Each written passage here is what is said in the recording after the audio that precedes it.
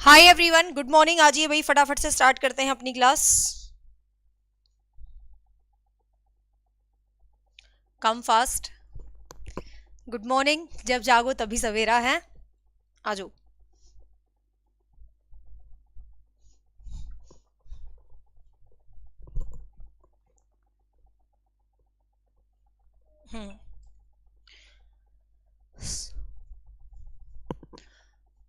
हम कर रहे हैं अपना चैप्टर वाइज सीडीपी का सीरीज, जो कि हर एक टीचिंग एग्जाम के लिए इंपॉर्टेंट है। उसी सीरीज को हम आगे बढ़ाते हैं। आज क्लास नंबर 16 है अपनी। 14-15 चैप्टर्स के हम कर चुके हैं ऑलरेडी क्वेश्चन। ठीक है, तो आज जो हम क्वेश्चंस करने जा रहे हैं ये आपके गाइडेंस और परामर्श, जो काउंसलिंग एंड गाइडेंस वाला चैप्टर है, उसके क्वेश्चंस आज हम करने वाले हैं। ठीक है, so let get start. Try करें मेरे साथ साथ फटाफट आंसर करने का। पीडीएफ ऑलरेडी मैंने आपके टेलीग्राम पर भेज दी है। ठीक है, फर्स्ट क्वेश्चन है गाइडेंस प्राइमरी फोकस ऑन। सबसे पहले तो बिल्कुल शॉर्ट में समझ लो गाइडेंस और निर्देशन में डिफरेंस क्या होता है, कंफ्यूज मत होना। गाइडेंस क्या होता है, आप किसी को गाइड करते हो, भाई तू ये कर ले, भाई तू ये कर ले, भाई तू ये कर ले, भाई की मर्जी करे या ना करे। ठीक है, तो इस तरीके की होती है गाइडेंस। और काउंसलिंग क्या होता है, काउंसलिंग होता है उससे पर्सनल कनेक्ट होके, मतलब उस पर्टिकुलर बंदे से पर्सनल कनेक्ट होके आप उसके इश्यूज को, उसकी प्रॉब्लम को, मतलब काउंसलिंग एक तरह से, जैसे भाई एक हरियाणवी में कहावत है, मतलब मैं जनरल से एग्जाम्पल दे रही हूँ कि यूं नहीं कहते यार मैं तो टूट गया, वो मेरे को धोखा देके भागी, मतलब एक्सेट्रा एक्सेट्रा। तो उसमें एक दोस्त आएगी बन के हीरोइन, यार ये है वो है, और वो उसकी काउंसलिंग करेगी। मतलब काउंसलिंग होता है पर्सनल लेवल पे, समझ लो आप। ठीक है, गाइडेंस होता है सिंपल, तुम ये कर लो, तुम्हें ये कर लेना चाहिए जिंदगी में, इस तरीके से। ठीक है, हाँ।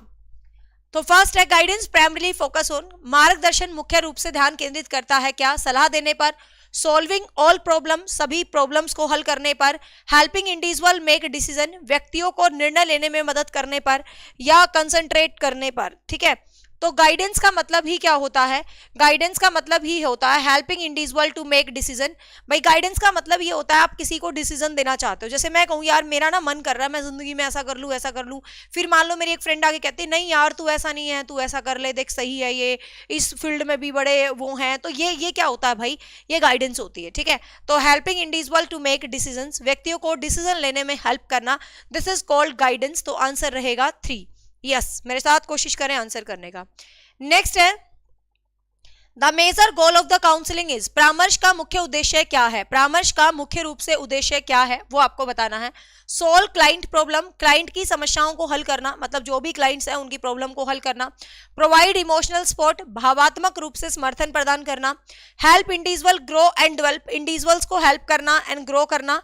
ठीक है, इंडिविजुअल्स को हेल्प करना और ग्रो करना। Motivate academic achievements. देखिएगा the major goal of counselling, ये कहता है काउंसलिंग का मुख्य उद्देश्य क्या है, परामर्श का मुख्य उद्देश्य क्या है।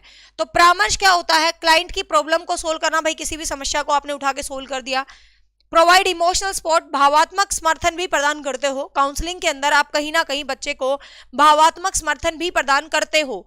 लेकिन help individual to grow develop, इन व्यक्तियों का, इंडिविजुअल्स ध्यान रखना, इसके अंदर इंडिविजुअल्स होता है, आप इंडिविजुअल फेस टू फेस एक व्यक्ति की हेल्प करते हो। ठीक है, तो यहां पर क्या रहेगा, हेल्प इंडिविजुअल्स। जब भी इंडिविजुअल शब्द आए, मतलब काउंसलिंग के अंदर फेस टू फेस होता है एक ही व्यक्ति को। अब गाइडेंस तो मैं तुम्हें रोज देती हूँ, यहाँ खड़ी होके मैं तुम्हें बहुत सारी गाइडेंस देती रहती हूँ, ये कर लो भाई, ये कर लो, ये कर लो, ये कर लो, तो ग्रुप में भी दे देती हूँ। लेकिन जब काउंसलिंग होती है ना, तो काउंसलिंग के लिए पर्टिकुलर मुझे उसी बंदे को अपने सामने बिठाना, बैठ जा भाई तेरी क्या बीमारी है बता, समझ रहे हो। तो काउंसलिंग के अंदर इंडिविजुअल सपोर्ट होता है। तो आंसर रहेगा 3। यस, नेक्स्ट है which type of guidance is best suited of the career plannings. आपको जिंदगी में किसी भी तरीके से कैरियर में कोई प्लानिंग करनी है कि भाई मैं ये बनूंगा, मैं वो बनूंगा, तो कौन सी प्रकार की गाइडेंस आपके लिए बढ़िया रहेगी। एजुकेशनल, यहां पर आप छोटी सी गलती करोगे, ध्यान से देखना। एजुकेशनल मतलब शैक्षिक रूप से काउंसलिंग, वोकेशनल गाइडेंस, व्यवसायिक काउंसलिंग गाइडेंस, या व्यक्तिगत मार्गदर्शन, पर्सनल मार्गदर्शन, या ग्रुप मार्गदर्शन। तो देखिएगा आप ये चाह रहे हो भाई, आप ये योजना कर रहे हो कि आपको क्या कैरियर चूज करना है, आप जिंदगी में कौन सा ऑप्शन चूज करोगे, तो इस चीज के लिए हम जो वर्ड यूज करते हैं वो वोकेशनल करेंगे, ध्यान रखना एजुकेशनल नहीं करेंगे, ठीक है। जब आपकी जॉब की बात चल रही है तो वो हमेशा प्रोफेशनल वोकेशनल हो जाता है, ठीक है। तो आंसर कहीं एजुकेशनल मत कर देना कि भाई नौकरी, शिक्षा प्राप्त करके नौकरी मिलेगी, वो तुम्हें मिल रही है अलग बात है ना। हाँ, नौकरी से याद आई, बहुत सारे बच्चों की डिमांड थी कि एक ऐसी वीडियो बनाओ, हमें, हम फ्रेशर्स हैं, हमें यही नहीं पता नौकरी का प्रोसीजर क्या है, तो इस क्लास के बाद एक वीडियो बनाऊंगी स्टेप टू स्टेप, शुरू से लेकर एंड तक, भाई हरियाणा में जॉब कैसे मिलती है, ठीक है, सभी लेवल्स की लास्ट में। तो यहाँ पर आंसर रहेगा 2, क्योंकि मैंने कमेंट देखे, बहुत नए स्टूडेंट हैं जिनको बेचारों को जो एचपीएससी के रिजल्ट शेयर कर रही हूँ तो वो कहते हैं एचपीएससी क्या है, ठीक है। तो इसलिए मुझे लगा वो वीडियो बनानी जरूरी है तुम्हारे लिए। काउंसलिंग इज बेस्ड ऑन, परामर्श आधारित होता है, डायरेक्टिव टीचिंग, निर्देशात्मक शिक्षण पर, ठीक है, प्रॉब्लम सॉल्विंग एटीट्यूड, किसी समस्या के समाधान पर आधारित होता है, कमांडिंग स्किल, किसी आदेश पर आधारित होता है, या किसी पनिशमेंट पर आधारित होता है।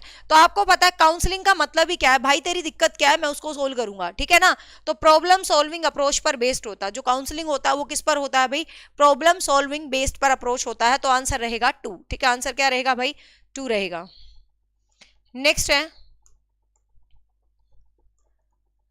हाँ नेक्स्ट है, which of the following is not a characteristic of guidance, निम्न में से कौन सा मार्गदर्शन का लक्षण नहीं है, which is not the characteristic of guidance, कि निम्न में से कौन सा गाइडेंस का लक्षण नहीं है। डेवलपमेंटल इन नेचर, जो गाइडेंस होती है वो डेवलपमेंटल होती है नेचर में, मतलब हाँ भाई, क्योंकि किसी को आप गाइड कर रहे हो तो डेफिनेटली वो डेवलपमेंटल तो होगा नेचर में, ठीक है। फोकस्ड ऑन इंडिविजुअल डिफरेंसेस, व्यक्तिगत विभिन्नताओं पर फोकस करता है, कि एक बंदा अलग है तो उसको अलग तरीके से गाइडेंस करेंगे, दूसरा अलग है तो अलग तरीके से, एक दूसरे को अलग अलग गाइड करते हैं। कंपलसरी फॉर एवरीवन, सभी के लिए अनिवार्य होती है, एक कॉन्टिन्यूस प्रोसेस। देखिएगा ये क्या कहना चाह रहा है कि गाइडेंस का लक्षण नहीं पूछा है इसने, ठीक है। तो गाइडेंस जरूरी नहीं है सबके लिए है भाई, किसी को गाइडेंस चाहिए गाइडेंस दो, फालतू में अपनी कहते हैं ना हर सलाह मुफ्त में देने की क्या जरूरत है। तो this is not for everyone, सबके लिए कंपलसरी नहीं है भाई। कोई बंदा अपने आप में सही है, वो कहता मुझे जरूरत ही नहीं है गाइडेंस की, तो मत दो भाई उसको गाइडेंस, क्या जबरदस्ती है ना। तो आंसर रहेगा 3। नेक्स्ट है, the most important element of counselling, परामर्श का सबसे महत्वपूर्ण एलिमेंट क्या है, परामर्श का सबसे महत्वपूर्ण एलिमेंट क्या है, एम्पैथी, सिंपैथी, क्रिटिसिज्म या जजमेंट।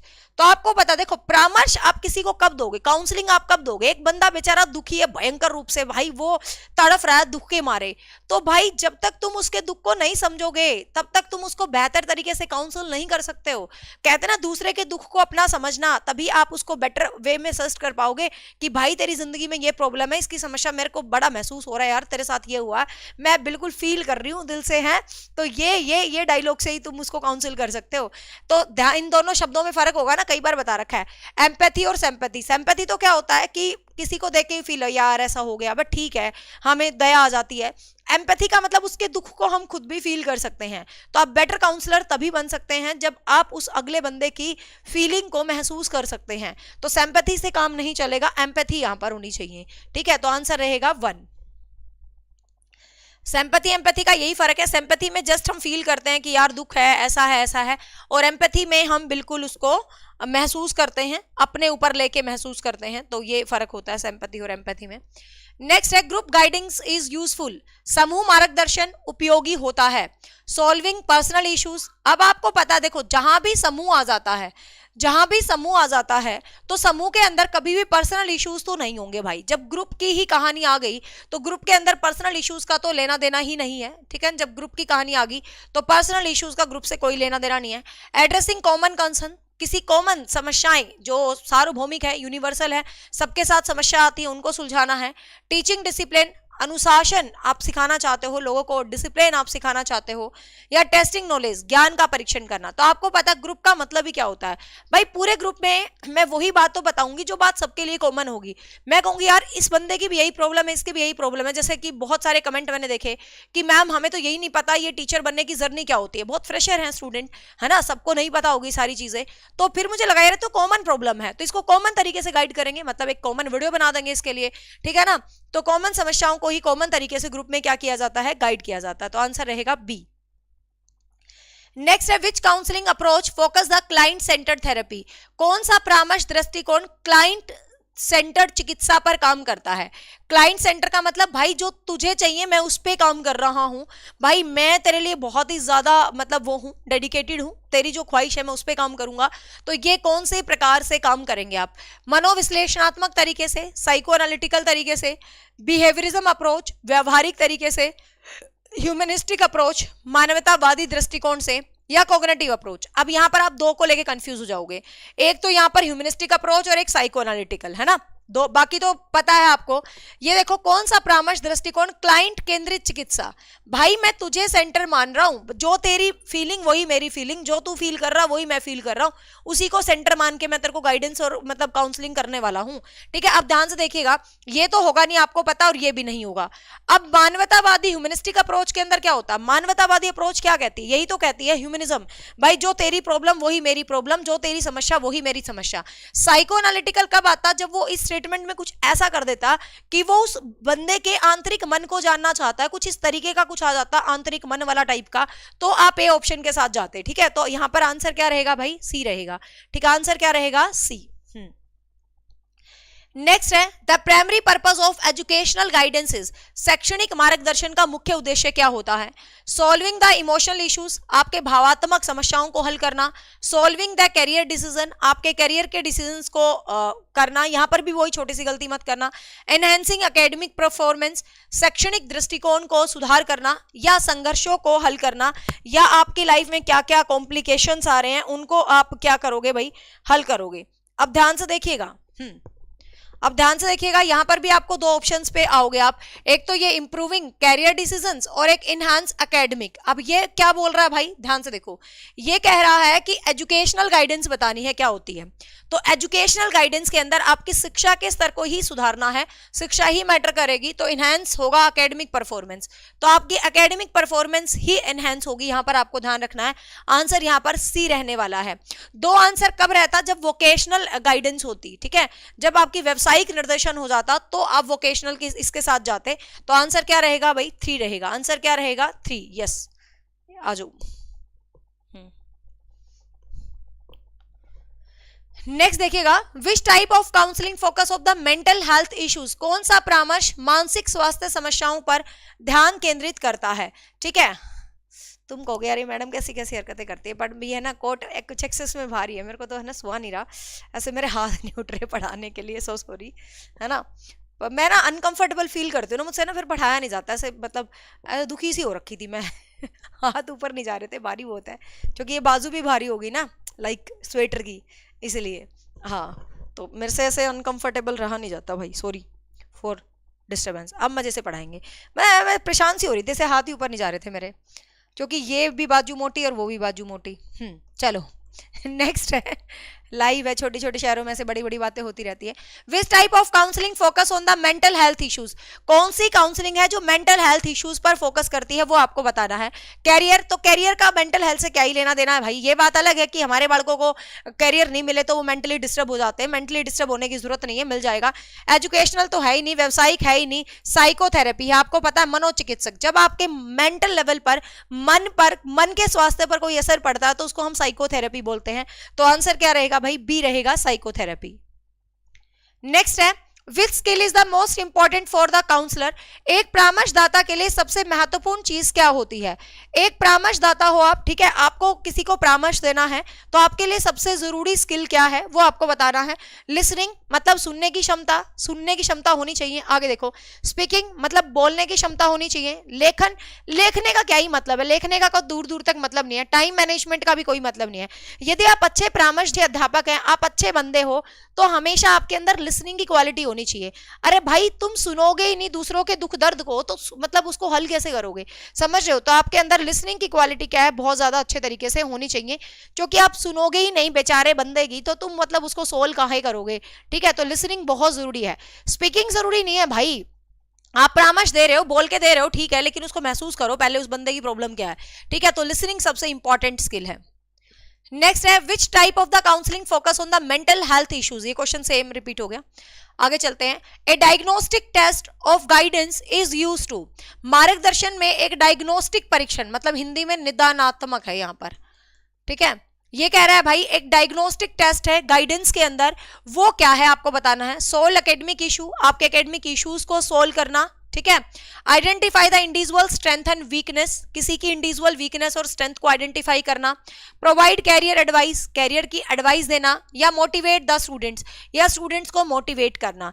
तो आपको पता है भाई, जब भी आपको किसी भी तरीके से डायग्नोस्ट आ जाए, तो डायग्नोस्टिक का मतलब ही क्या होता है कि just come out the weakness, कि भाई तेरे में क्या दिक्कत है, क्या तेरी वीकनेस है, क्या तेरी स्ट्रेंथ है, उनको मैं पता करना चाहता हूं, ठीक है। तो वीकनेस एंड स्ट्रेंथ, तो identify the individual strength and weakness. तो आंसर क्या रहेगा 2। यस, जो बी आंसर दे रहे हैं शाबाश, बी आंसर दे रहे हैं, सब सही दे रहे हैं, वेरी गुड दे रहे हैं। यस, नेक्स्ट पे चलते हैं। नेक्स्ट है the first step of the counselling process, परामर्श प्रक्रिया का पहला स्टेप क्या है। परामर्श आप किसी को करना चाहते हो, किसी को काउंसलिंग करना है, कोई बंदा आपके पास आया है, उसको काउंसलिंग चाहिए, तो आप सबसे पहले क्या करेंगे, गोल सेटिंग, लक्ष्य निर्धारित कर लेंगे कि भाई मैंने ये करना है, तेरा ये अचीव करवा देना, तेरा ये करवा देना है। या एस्टैब्लिशिंग ए रिलेशनशिप, आप रिलेशनशिप को एस्टैब्लिश करेंगे कि भाई ये तेरी समस्या है, ये तेरी प्रॉब्लम है, तो तेरे साथ ये एनालिजिंग द प्रॉब्लम, समस्याओं का विश्लेषण करेंगे या आप समाधान करेंगे। अब यहां पर छोटी सी प्रॉब्लम है, ध्यान से समझने का। अब आपको सरफेस लेवल पर देखने में क्या लग रहा होगा कि भाई आप एनालिसिंग करेंगे प्रॉब्लम का, भाई प्रॉब्लम ही एनालिसिस नहीं होगी तो आप समस्या का समाधान कैसे करेंगे। बट ध्यान से सुनिएगा, काउंसलिंग क्या होता है, काउंसलिंग मैंने आपको बताया दुख दर्द को समझना, किसी की फीलिंग को समझना। तो आपके पास कोई बंदा आया है, सबसे पहले आप उससे एक कनेक्टिविटी फील करेंगे, मतलब भाई उसको ये महसूस करवाएंगे कि तू टेंशन ना ले, क्योंकि काउंसलिंग बंदा कब लेने आएगा, जब उसके बहुत बड़े बड़े गुप्त राज छुपे होंगे, समझ रहे हो। तो बंदा पहले यही फील करवाएगा डॉक्टर या जो भी है काउंसलर कि तू टेंशन ना ले, तू मेरे पास आया, तेरे राज मेरे पास दफन हो जाएंगे जैसे तेरे पास दफन है, समझ रहे हो ना आप। तो भाई सबसे पहले वो रिलेशनशिप बिल्ड करेगा, उसको एहसास दिलवाएगा कि भाई तू सही बंदे के पास आया, और फिर क्या करेगा, भाई बता तेरी दिक्कत क्या है, उसको उस पर ट्रस्ट हो जाएगा तो वो अपनी प्रॉब्लम उससे शेयर कर देगा, ठीक है। तो आंसर रहेगा 2। मैंने बताया ना काउंसलिंग पर्सनल होती है, इमोशनल होती है, मुद्दों पर होती है ना, गाइडेंस किसी कोई भी हो जाती है।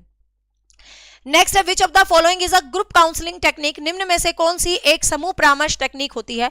समूह में परामर्श यदि आपको देना है तो कैसे देंगे आप, इंटरव्यू के माध्यम से, मतलब साक्षात्कार के माध्यम से, रोल प्ले के माध्यम से, कोई भूमिका निभाने के माध्यम से, मनोचिकित्सा, केस स्टडी। तो आपको पता, देखो साइकोथेरेपी इंडिविजुअल पर्सन की होती है एक बंदे की, केस स्टडी इंडिविजुअल पर्सन की होती है, इंटरव्यू इंडिविजुअल पर्सन का होता है, लेकिन जो रोल प्ले है तो वो किसके अंदर हो जाएगा भाई, ग्रुप के अंदर हो जाएगा।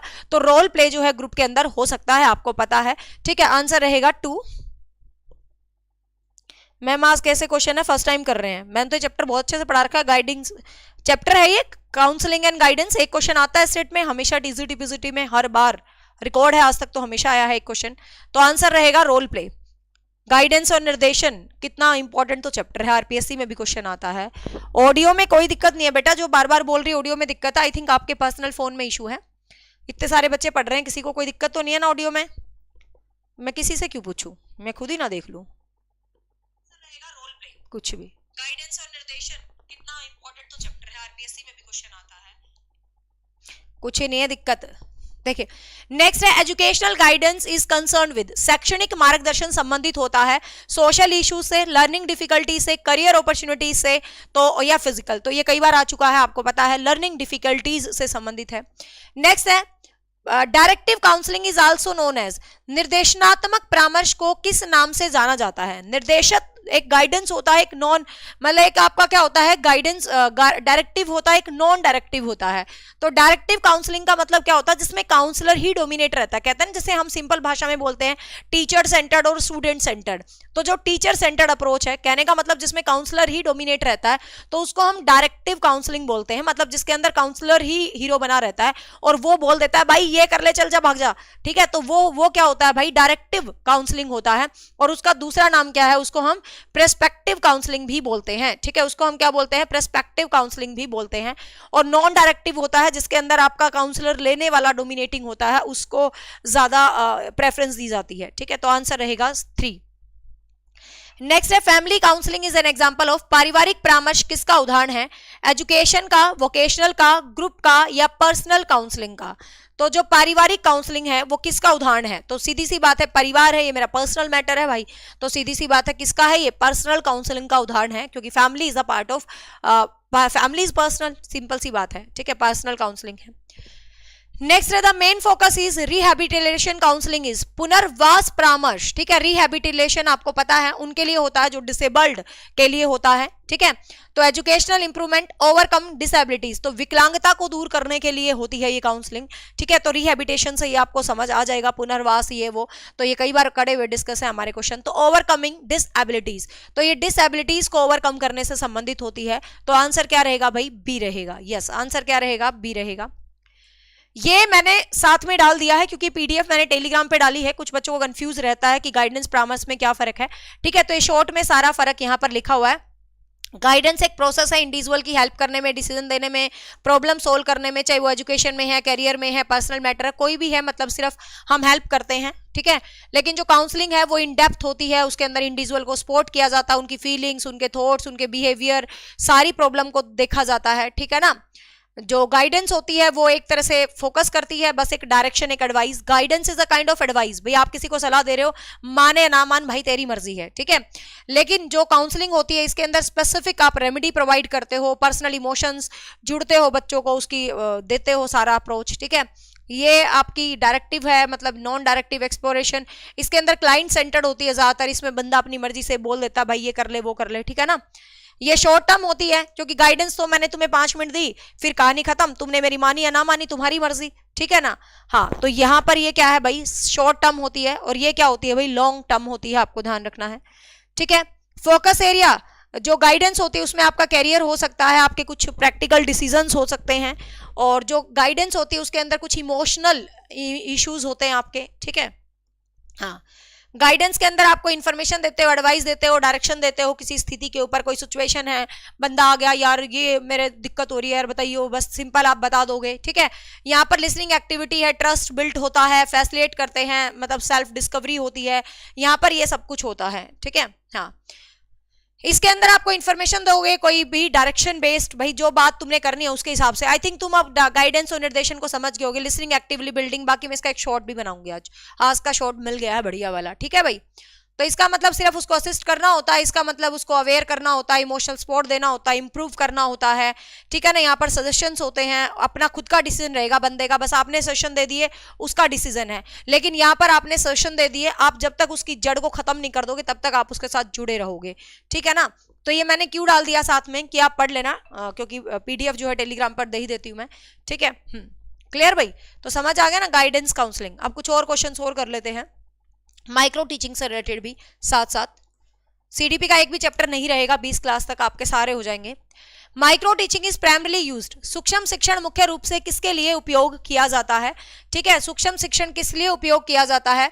रिसर्च पर्पज, अनुसंधान उद्देश्य के लिए यूज किया जाता है, टीचर ट्रेनिंग, शिक्षण प्रशिक्षण के लिए यूज किया जाता है, स्टूडेंट इवेल्युएशन, छात्रों के मूल्यांकन के लिए यूज किया जाता है, या करिकुलम डेवलपमेंट या विकास के लिए यूज किया जाता है। तो आपको पता है जो माइक्रो टीचिंग होती है, मतलब आप कोई भी माइक्रो टीचिंग करते हो तो ये किस लिए, किसका भाग होता है भाई? ये टीचर ट्रेनिंग का भाग होता है। आप टीचर बनने जाते हो तो उससे पहले एक छोटा सा क्लास के अंदर 5-10 बंदों का ग्रुप बना के पढ़ाने की कोशिश करते हो। ये पढ़ाने का सबसे पहला स्टेप होता है, that is your micro teaching का पहला स्टेप। ये क्या है भाई? एक तरह से आपको पता है टीचर ट्रेनिंग जो आप ये करते हो, बीएड, बीटीसी, डीएलएड, जेबीटी करते हो, तो इसमें हमने तो नॉन अटेंडिंग की थी, लेकिन जिन्होंने भी अटेंडिंग की होगी, जो रेगुलर स्कूल्स में जाते होंगे, तो आपको पता, आपको माइक्रो टीचिंग करवाई होगी 5-10 बंदों का ग्रुप बना के।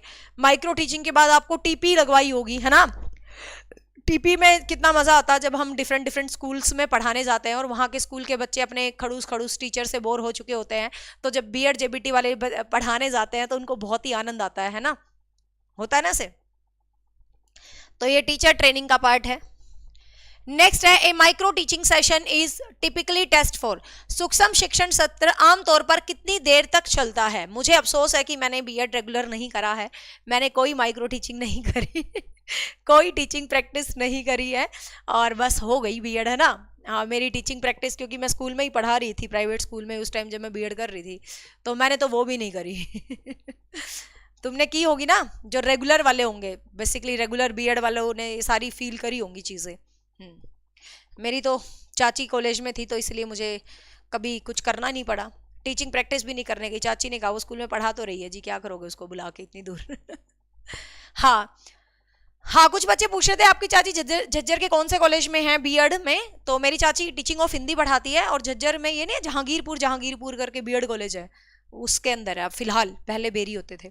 आमतौर पर कितनी देर तक चलता है भाई ये, आप देखो वैसे तो माइक्रो टीचिंग का जो पूरा सर्कल होता है वो 36 मिनट का होता है, ठीक है। सावित्री देवी नाम है उनका, टीचिंग ऑफ हिंदी की बुक भी आती है उनकी, कह रही थी चाची मैंने लिखी है। देखो मैंने कहा चाची अब तो हम एक्सपर्ट हो रहे हैं, इनमें टेंशन ना ले। देखो यहाँ पर ये 36 मिनट का शेड्यूल होता है, ये वैसे तो 36 मिनट का शेड्यूल होता है, आपको ध्यान रखना है। लेकिन यहाँ पर इसने पूछा है कि टीचिंग सेशन कितनी देर का रहता है, ठीक है ना।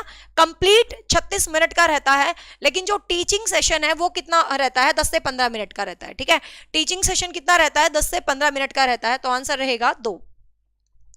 नेक्स्ट है the primary objective of micro teaching is, सूक्ष्म शिक्षण का प्राथमिक उद्देश्य क्या होता है।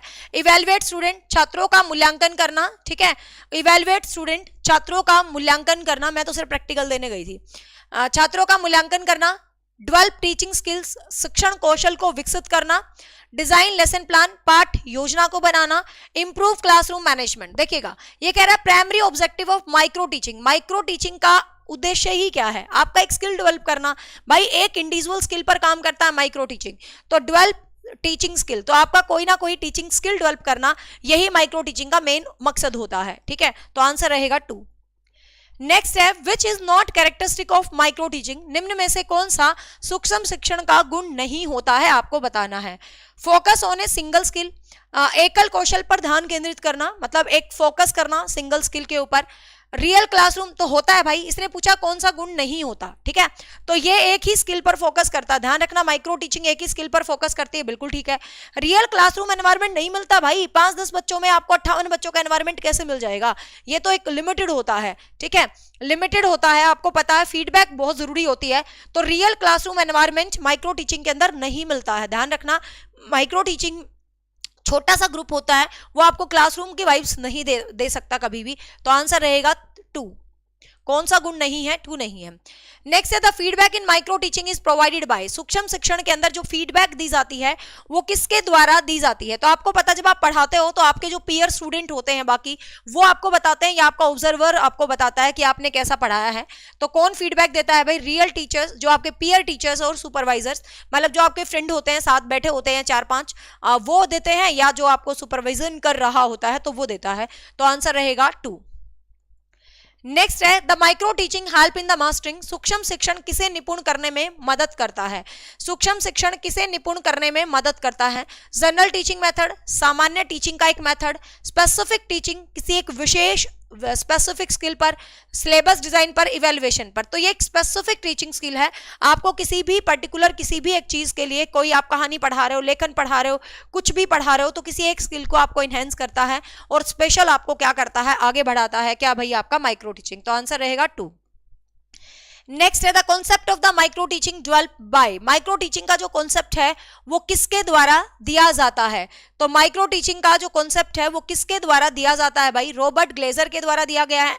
एलन ड्वाइट, इसका पूरा नाम है एलन ड्वाइट, ठीक है, एलन ड्वाइट। एलन ड्वाइट अकेला भी लिखा सकता है, डी एलन ड्वाइट है ना, ऐसा लिखा मिलता है पूरा, या रेयोन ये भी साथ है, तो एलन ड्वाइट खाली भी लिखा मिल सकता है आपको, या एलन एंड रियोन भी लिखा मिल सकता है। ध्यान रखना ये क्वेश्चन तो एसरेट 2022 में, एसरेट 2018 में 2 बार आया है। सिंपल माइक्रो टीचिंग किसने दिया है, बस डायरेक्ट ऐसे क्वेश्चन आया था, और एलन डी ड्वाइट पूरा नाम इसका लिखा हुआ था, ठीक है। तो एलन एंड रियान भी हो सकता है।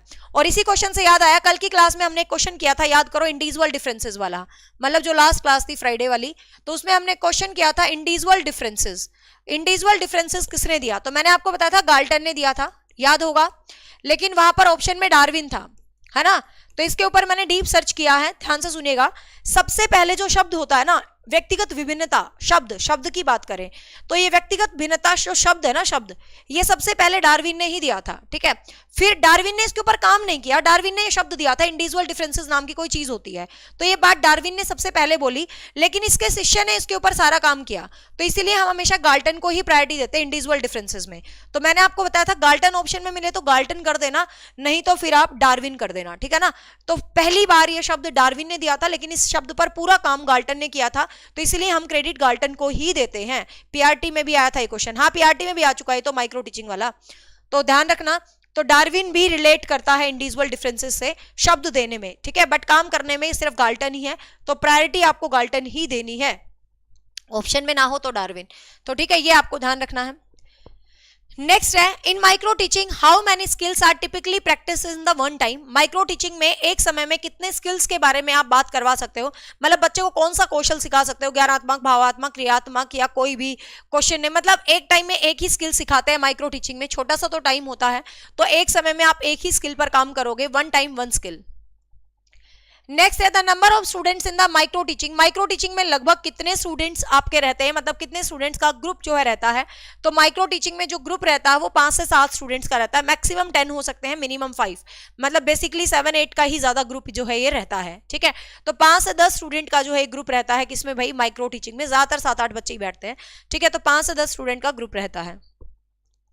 नेक्स्ट है द स्किल ऑफ री इन्फोर्समेंट इन माइक्रो टीचिंग इन्वॉल्व। सूक्ष्म शिक्षण में री इन्फोर्समेंट, सुदृढ़ीकरण कौशल में क्या शामिल होता है। इग्नोरिंग रॉन्ग आंसर्स, गलत उत्तर को अनदेखा कर दो, प्रोवाइडिंग फीडबैक, प्रतिक्रिया देना, एनकरेज करेक्ट रिस्पॉन्सेस, सही उत्तर को प्रोत्साहित करना, ठीक है, मतलब जो सही सही उत्तर हैं आप उनको प्रोत्साहित करेंगे, आस्किंग ओपन एंडिंग क्वेश्चंस। क्या कह रहा है ये, रीइंफोर्समेंट किस चीज से मिलेगा, ठीक है, माइक्रो टीचिंग में, ध्यान से देखिए, इग्नोर तो करोगे नहीं आप, ठीक है, इग्नोर रॉन्ग आंसर करोगे तो भाई आपको रीइंफोर्समेंट कैसे मिलेगा, समझो आप, ठीक है। आस्किंग ओपन एंडिंग क्वेश्चंस को पूछने का इतना टाइम नहीं होता है माइक्रो टीचिंग में, इसको भी काट दो।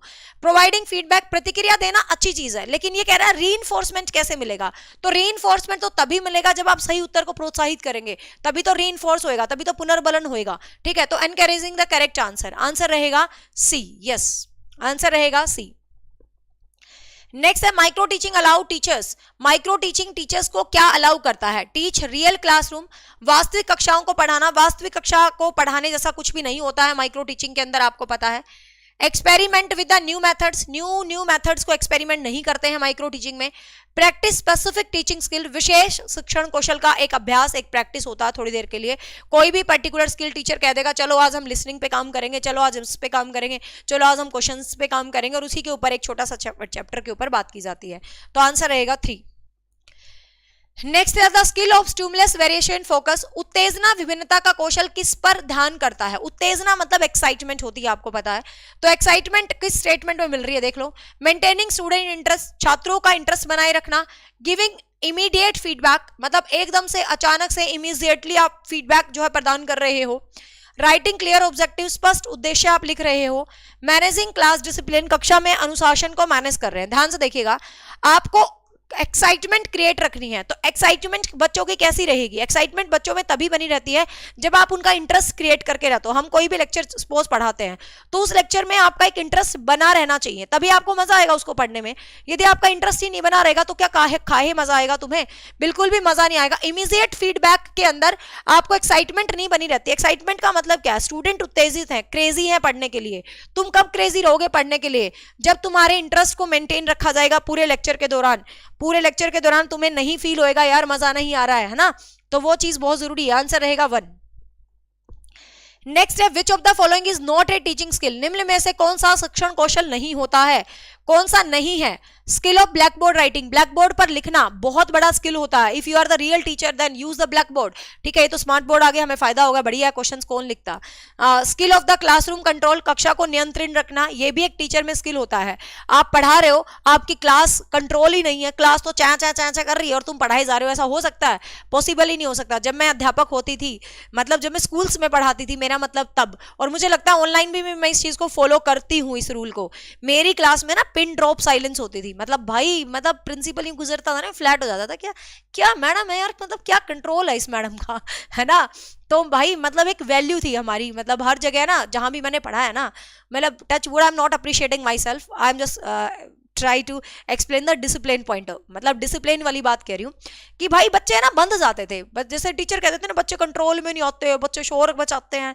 मैं कहती कहाँ शोर मचाते हैं यार, पाठ में इतना मजा करवाओ उनको, वो शोर मचाने का उनको वक्त ही ना मिले बड़कों को, है ना। तो मुझे लगता है ऑनलाइन में भी मुझे लगता है कि मैंने इस परंपरा को जारी रखा है।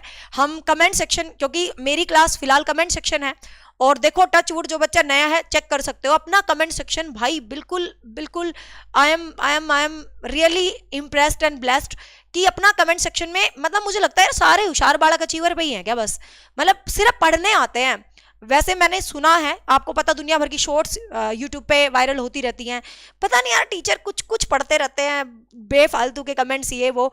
तो कहने का मतलब मुझे लगता है हमारा कमेंट सेक्शन भी इतना डिसिप्लिन है ना कि we are the perfect example of discipline classroom है ना। तो अपना कमेंट सेक्शन में डिसिप्लिन, हमने इस गरिमा को यहाँ भी बना के रखा है, कोई भी उल्टा सीधा आता हम भगा देते हैं उसको, तुरंत भाव नहीं देते हैं, है ना।